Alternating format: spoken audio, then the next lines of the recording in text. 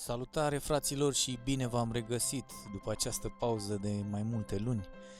Dar promit să revin în forță, mai ales cu materiale legate de domeniul cripto și blockchain, mai exact despre multiplele proiecte care s-au lansat deja sau urmează a fi lansate pe blockchain-ul celor de la Elrond Network, pe care îl găsesc a fi cel mai ofertant și performant blockchain din lume.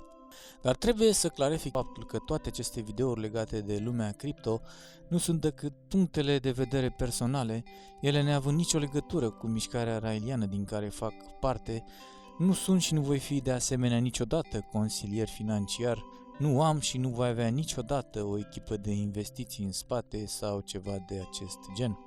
Fiecare dintre voi este invitat de asemenea să se informeze din mai multe surse înainte de a se decide dacă dorește să investească sau nu în aceste proiecte.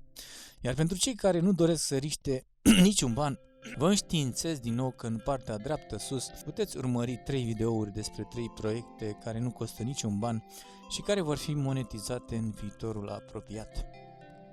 Ok, iar acum, revenind la subiectul de astăzi, sunt foarte bucuros să disec un proiect foarte interesant lansat de curând în ecosistemul Elrond, unul care vine cu o soluție ingenioasă la o serie de probleme pe care le propagă din ce în ce mai mult industria muzicală, cu tot ceea ce înseamnă ea, după cum ar fi Spotify-ul sau casele de discuri.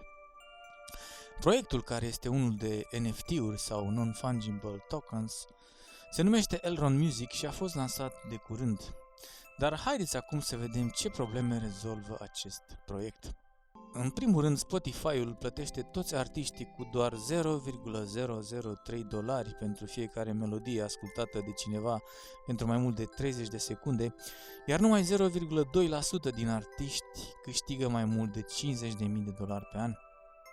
Apoi mai este și limita de $9,99 pe lună stabilită de Spotify ca fiind valoarea standardizată a întregii muzici din lume. Elrond Music cred că fanii devotați anumitor artiști ar dori să contribuie cu mai mult de atât și să facă și ei parte din povestea succesului acestor artiști.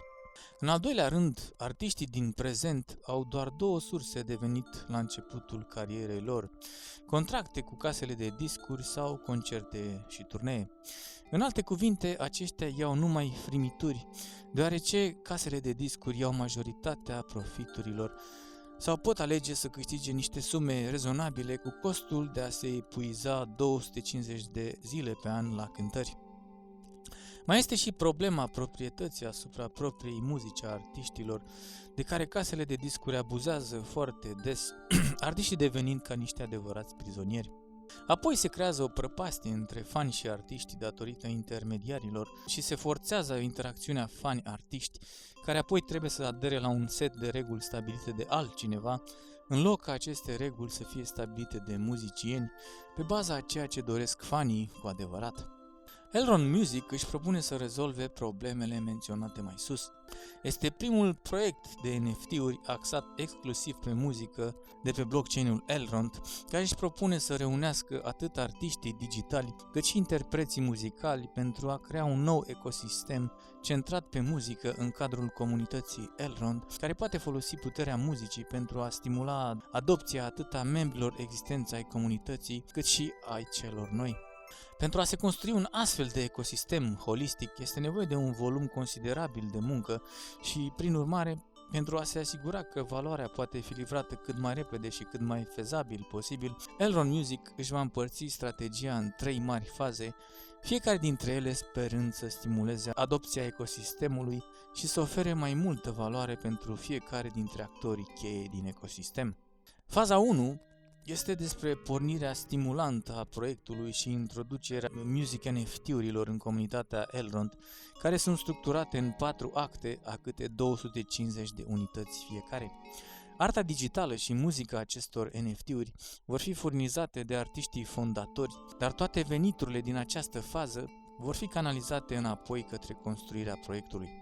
Proprietarii de NFT-uri care susțin această fază incipientă vor fi recompensați printr-un acces rapid către faza numărul 2, precum și alte beneficii, cum ar fi un airdrop gratuit pentru proprietarii de NFT primul act, care a fost deja vândut în totalitate.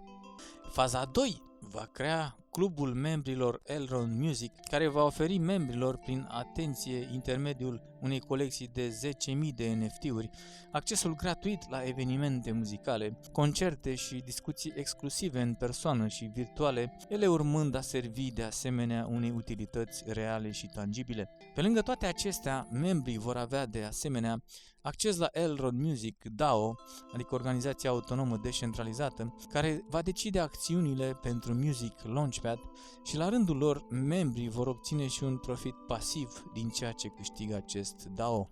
În sfârșit, faza 3 va vedea lansarea Music Launchpad, care le permite muzicienilor să se desprindă de modelele de afaceri opresive ale caselor de discuri tradiționale și, în schimb, să-și aducă muzica la viață într-un mod descentralizat. Această platformă de lansare le va permite să se asocieze cu artiști digitali din comunitate pentru a-și crea propriile music NFT-uri și apoi să ofere o anumită parte din veniturile drepturilor de autor către DAO, în schimbul ajutorului în promovare și implementarea unui smart contract. La rândul său, DAO va alege ce muzicieni să susțină ceea ce se presupune a fi o combinație dintre muzica reală și profiturile primite de DAO.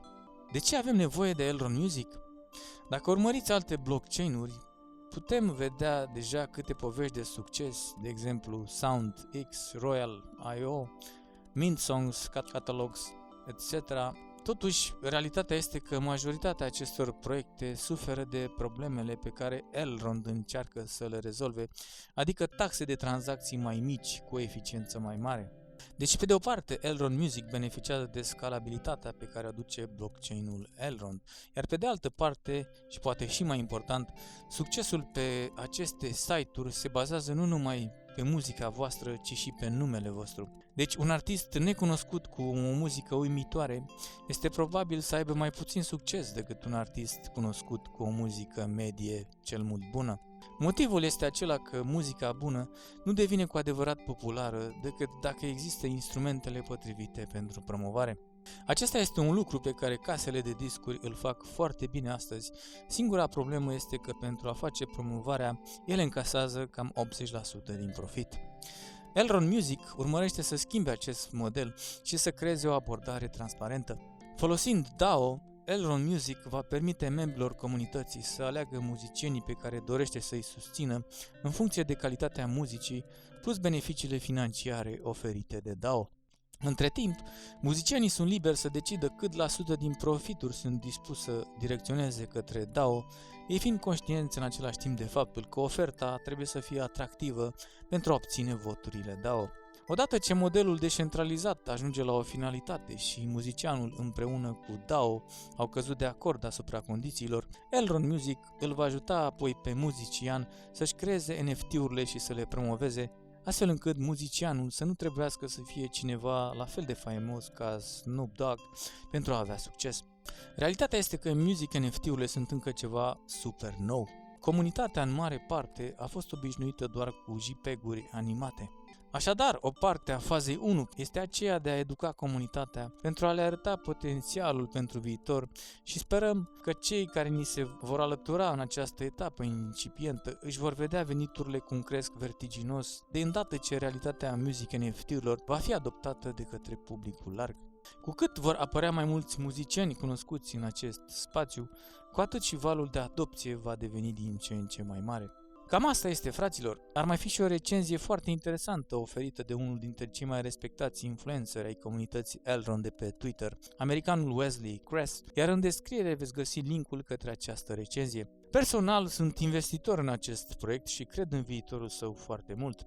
Împreună cu Gabriela Dolanska, o prietenă foarte bună, care este cântăreață, compozitoare și orchestratoare, voi fi implicat și eu într-o viitoare colaborare cu cei de la Elrond Music. Țin să precizez că nu sunt plătit pentru acest video de către nimeni, nu am fost niciodată plătit și nici nu voi fi plătit în viitor. Vă recomand să vă informați din mai multe surse despre orice proiect în care doriți să investiți.